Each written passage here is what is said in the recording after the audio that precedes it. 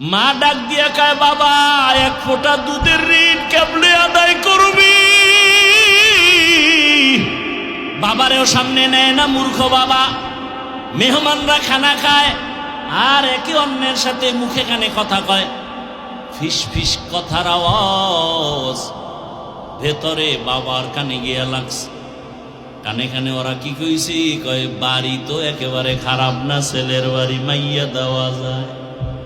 বৃদ্ধ বাবা শুনিয়া ভেতরে গিয়া বালির চাপা দিয়ে এত চিৎকারের আওয়াজ, বাবা হতবাক আর কান্না। বিবি বলে, স্বামী কেন কাঁদো? বাবায় বলে, দুঃখ না খাইয়া কত কষ্ট করে সন্তানের বড় বানিয়েছে। এই সন্তানের মেহমান কারা জানুনি? মা বলে, জানি না। বলে, কোথায় জানি মেয়ে ঠিক করেছে, সেই মেয়ের বাড়ির মেহমান। মাও চোখের পানি ফেলে কান্না করে, ও বাবা।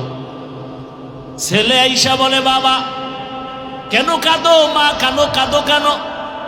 মা ডাক দিয়া কয়, বাবা এক ফোঁটা দুধের ঋণ কেবলে আদায় করবি?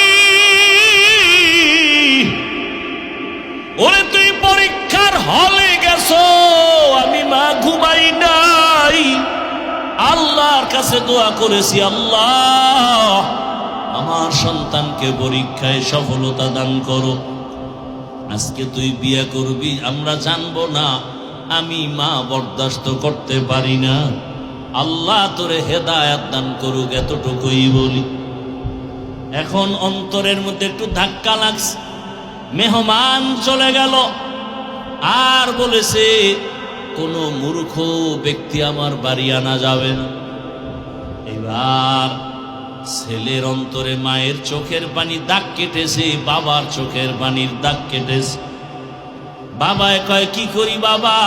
ছেলে কয়, বাবা তোমারে নিয়ে যাইতে পারলে তো একটু ভাল লাগে। বাবায় কয়, যদি নিতে চাও বল, আমিও যেতে চাই। তোর না জানি কোনো বিপদ এসে যায় আমাদের কষ্টের কারণে, আমি যদি তোর সাথে থাকি কোনো বিপদ আসবে না। ছেলে বলে, ওদের জানানো যাবে না, ওরা যদি বুড়া মূর্খ দেখে আর মেয়ে দিবে না। বলে, আমারে গোপনীয়তা রক্ষা করে নিয়ে যাও।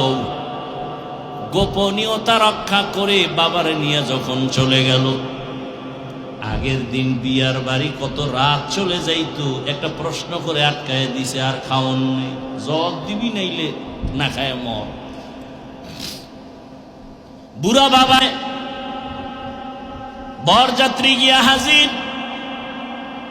মেয়ের বাবার পক্ষ থেকে প্রশ্ন দিল খানা সামনে দিয়া, বলে এক একজনে এক একটা খাসি খাইতে হবে আস্তা, এরপরে শেষ হলে মেয়ে বিয়ে দেব না হয় না। ছেলে কয়, এটা কার দ্বারা সম্ভব? একটা খাসি কি একজনের দ্বারা খাওয়া সম্ভব নাকি? তাহলে আমার কপালে বুঝি বিয়া নাই। বুড়া বাবার কাছে গিয়ে কয়, বাবা ঠিকই এক বিপদ কান্দে আইছে, কি করি বলো? বাবা একে, আমারেও সাথে নিয়ে আইছো, তোর কপাল ভালো, টেনশন করিস না। খাসি খাওয়ার যে প্রশ্ন ছুঁড়া দিছে, তোরে টাইম দিছিনি? কয়, দেয় নাই। কয়, তাহলে তুই কসম খাইয়া ওয়াদা কর যে খাসি খাইয়াই মাইয়া নেব। এখন আধা ঘন্টা খাইয়া সব ঘুমায় যা, এরপরে ঘুম থেকে উঠে আবার খাবি, আবার ঘুমাবি, আবার বাথরুমে যাবি। ওর খাসি 1 মাস লাগায় খাবি, ওর বাথরুম দিরে ভুইরা ফেলাবি সবটি। ওই চোরার ঘরের চোরারে শিক্ষা দিবি, কত ধানে কত চা। মুরব্বীর মূল্য আছে না? বাদশা হারুন রশিদের সামনে বুড়ায় কয়, 1000 টাকা পাইয়া কয়, মানুষ ফলের গাছ লাগাইয়া 1 বছর পরে ফল খায়, আর আমি নগদ ফল পাইছি 1000 দিনার। বাদশা হারুন রশিদ কয়, বুড়া এত সুন্দর একটা কথা কইল, আরো 1000 দি।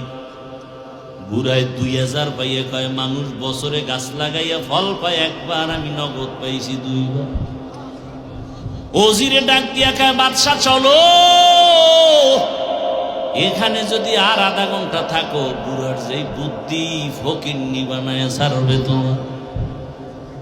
বুড়ায় বুঝায় দিল, ও দুনিয়ার মানুষ, এখান থেকে যেমন হাসির খোরাক পাও, আসল খবরটা নিয়ে নাও।